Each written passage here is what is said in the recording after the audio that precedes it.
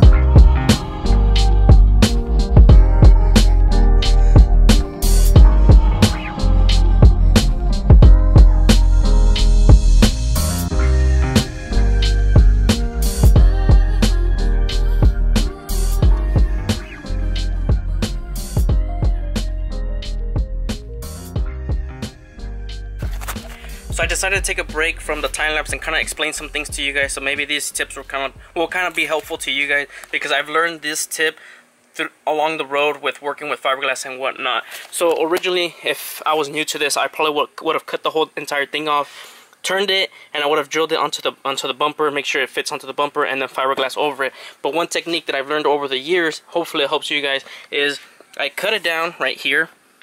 But I did not cut it all the way right here, as you guys can tell. Why?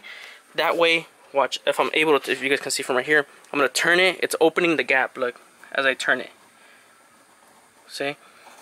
And so, all I'm doing is filling in the gap right there.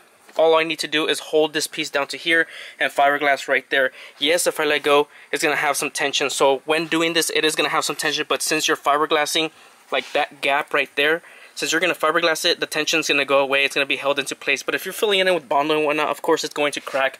But fill it in with fiberglass if you're ever dealing with something like that. So same thing on the other side. It opens as you turn it. So the last couple clips that you guys just saw was all filmed like mid-December to late December, around there. And I know some of you guys might be confused because I've posted in January a couple of videos, and the reason for that is because I filmed those videos back in December. Just because of the holidays, I didn't really want to upload them, so I just had them like stored and waited till January hit and whatnot. But that's kind of like a little backstory as to why there's videos after me not even filming after December, which I'm mentioning right now. And there's a couple reasons why. The main reason is because back in December, the last video that I was filming, which was this video, my camera ended up falling. It broke. I had to take it to Best Buy because it has warranty, Geek Squad. So I ended up taking it like in December 27th, around that time. When I took it in, it was gonna take like about 2 to 3 weeks for me to get it back. When I got it back, the ISO wouldn't drop, it would only go up. So it was kind of like over brightening and whatnot, so you wouldn't be able to shoot anything. And also the dial, they messed up the dial. So I usually shoot in manual focus. When you shoot in manual, when I would put the dial on manual, it would be like on auto, so all the functions were like not corresponding to what the dial was. So I took it again, which was in January 14th, and when I got it back today, or yesterday, it was February 12th, the ISO still wouldn't drop. So I ended up just, you know, telling Best Buy if, you know, if they could help me out, because I've been waiting for over a month and a half, almost 2 months without a camera, not being able to do anything, you know. So, and I know I could have been filming with my iPhone, which I've done before, but it is something that I really dislike doing, because I don't know what Adobe Premiere Pro does, that it messes up like the sync with the lips to the video. So that's kind of one of the reasons why I don't like filming with my iPhone, and I kind of didn't want to film anything.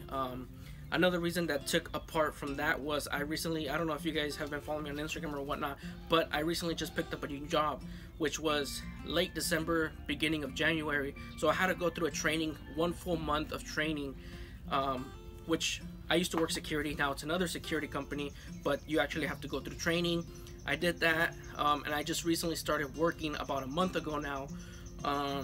So it's been kind of, you know, a combination of both things, of having a new job, trying to get accustomed to life, and you know, working on my car. So, you know, those two things together kind of resulted in me not filming anything past what I had already filmed. I just want to kind of like keep you guys up to speed, so that's kind of what's going on. So basically, when I did have time off and I didn't film, I just did body work and things like that, which I'll show you guys right now what I've been doing on my time off of not filming. I have been doing stuff, but I just haven't been filming it. So before we talk about the canards, which was the main part of this video, let's talk about the trunk. So as many of you guys know, my mom ended up backing up into me, resulting in it cracking down here. I had some previous cracks as well. When shipping brought it to me, it was cracked somewhere right here, which I've already done the repair, as well as down there. The bolt holes that used to be right here for my Kaminari wing, they had a couple spider cracks, so I ended up fixing those, which I'll show you guys right now. As you guys can see, there's no more spider cracks right there, but you do see the black hole of where I drilled, so you'll only be able to see that down here. I'm gonna be posting some pictures so you guys can see what it looked like before. Look at that. No more cracks, nothing like that. The only thing that's left to do on this one is to fill it in with resin and just smooth it out. Right here, as you guys can tell, I still need to sand this piece right here, which I was filling, but pretty much, as you guys can tell, no more cracks. The crack that was right here, which I was filling, it actually ended up spreading all the way down here. But what I did was I grinded it all down and I put some resin. I'm not gonna fill it all in because this piece that goes right here ends up covering it up anyway, so there's no reason for me to continue filling it in all this right here if you're not even gonna be seeing it. I just did fill it in with resin so it doesn't continue to crack. So with the light on there and this rear hatch piece, as you guys can tell, you can't even tell that there was anything on there. So that looks pretty good. I'm almost done. Like I mentioned, I just need to do a couple more sanding here, filling there, and this hatch will be up for sale for anyone that wants to pick it up. I believe I'm going to be selling it for $500 because all the carbon is still there. You don't have to paint it. There's no cracks. There's no anything like that. And I'm sure some of you guys are wondering, why don't I just keep the hatch, put it back on the car? Honestly, the main reason is because I really need the money right now. I want to spend it on something else. That I really want to spend the money on the wheels, which is something that I kind of regret in the beginning when I bought the hatch, because I should have just spent the money on that instead of just buying a hatch, because this can come down later on the road. It's not really something that I need right now. So whoever wants to pick up this hatch, it's a steal. 500 bucks. That's half the price of what you pay brand new. The only thing is, I am going to sand it all down, but I'm not going to clear it. So you're going to have to take it professionally to a professional shop, or if you know how to clear coat stuff, all you have to do is just clear it. But I am going to have it all sanded down freaking smooth, so you won't have to do any sanding. If you do want to do sanding, go ahead and do all the sanding yourself, but it's going to be perfectly good as new. All you have to do is clear it, like I mentioned. So now that we're done talking about the hatch, I'm almost completely done with it. Like I mentioned, let's talk about the canards. As you guys can tell, they're completely done. They're done to the point where we just have to wait for the mold making process. But I don't want to start the mold making process because usually the material for the mold making process usually only lasts about 6 months. You can only use the material for about 6 months. So I want to have everything done, and anything that needs to be mold mated, I don't know if that's a word, it's probably not, but anything that needs to be made into a mold, I need to get it complete. So we need to do the splitter, we need to do the canards here, and we need to do the other canards that go on the fenders. So those are the only thing that's left to do in order for me to finish everything, and then we can move on to mold making. After mold making, we're gonna start making carbon fiber parts of everything. So as you guys can tell, let me just show you guys. I'm sure you guys just saw the time lapse of what this used to look like, and I mean, it looks really good. Back here, I didn't really bother of painting it and whatnot, because what really matters is up here, because this is what's actually going to be made into a mold. But as you guys can tell, looks really good. I really took my time on getting these perfectly symmetrical, and as well as the trunk. I was really working back and forth on these things. What I wanted to show you guys was, I noticed that this was cracking right here, and as you guys can tell, this is the part where I took the bumper into the body shop to get it repaired, to get it back, to get it plastic welded, and as you guys can tell, it's all cracking. Why? Because look how much Bondo they put. Look at the piece, the chunk that I ripped off. Look how thick that is. That is ridiculous. That's kind of like one of the main reasons. I don't even know if this is in focus because I don't use this iPhone to record, but anyways, that's kind of like one of the reasons why I don't like taking my stuff to body shops, because they do it their own way, and my way is way different than the way that they do it, because they, I don't know, especially the shops down here. I guess that's what I'm trying to get at, because I know in other places there might be people that actually take their craft, like they perfect their craft. Not here. Here they don't about what